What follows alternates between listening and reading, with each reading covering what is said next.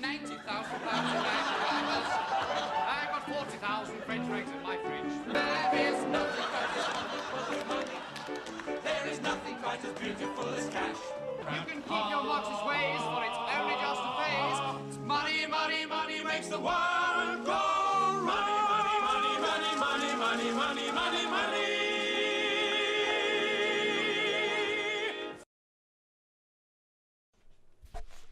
Yes. Hello, all you beautiful bastards. If that intro didn't let you know, today we're going to be talking about money.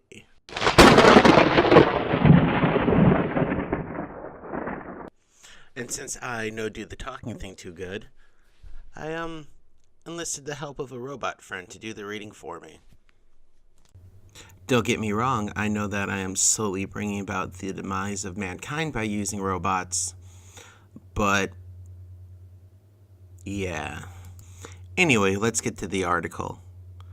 This from Investors Business Daily. Is the Fed trying to kill the Donald Trump boom? Take it away, robot. The Fed's decision to raise interest rates another quarter point is more perplexing than anything, especially after remarks made by Fed Chief Jerome Powell. The rate hike seems to fly in the face of the Fed's own dual mandate to keep inflation under control and maximize employment. Isn't that where we are now? That's why we are left scratching our head over what the Fed has done. This week it raised rates a quarter point to a 2.25%-2.5% range, presumably to take us closer to the neutral rate promised land. At the same time, it reduced the number of rate hikes it forecast for next year from 3 to 2. Hallelujah! But we have argued, and still do, that no hikes are needed at this time. Not only is the housing market topping, but the stock market is tanking. Energy prices are tumbling. President Trump's trade row with China hasn't helped, at least not the stock market. And the global economy is melting down fast. Even so, the Fed has plowed ahead with rate hikes, seemingly oblivious to their impact. Let's review where we are. The Fed's preferred inflation measure, the Personal Consumption Expenditures Index, is running about 2% year over year. Smack dab on the Fed's target. But the Fed's Open Market Committee expects inflation to fall next year to 1.9%.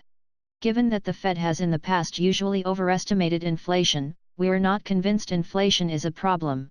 At least not right now. If the data change, our minds will change too.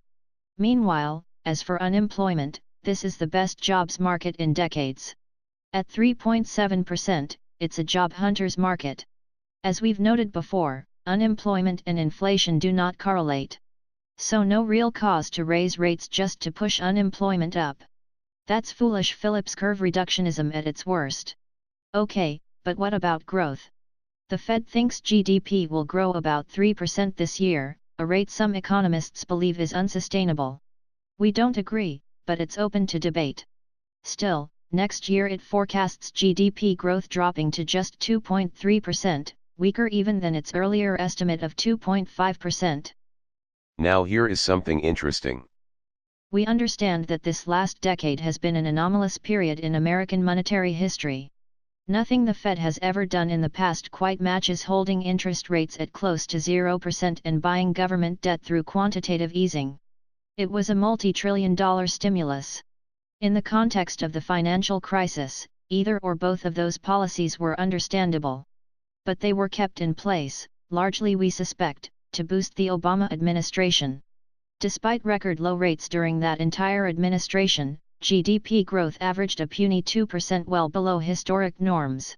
Now, for the first time in years, the Fed is hiking rates just as the economy appears to be hitting a sweet spot, with 3% plus growth, 2% productivity, sub 2% inflation, and sub 4% unemployment. Why end it? No, we're not predicting a recession. We're not in the prediction business. But we can say this, for certain, since World War II, every recession has been preceded by a series of Fed rate hikes. So at bare minimum, the Fed has significantly raised the chance of a downturn for President Trump after keeping rates at record lows for the 2 terms of the previous president. We will end this video here. But we are working on a follow-up video explaining what exactly the Federal Reserve is and what are its functions. This may prove very important in the upcoming months and years. I'm not finished, fake news. There's going to be a whole bunch of things we don't tell Mrs. Clinton. Don't mess with Texas. Frankly, I love women. Oh, look, I got the mayor's drink by mistake. No ice. And changes her hair.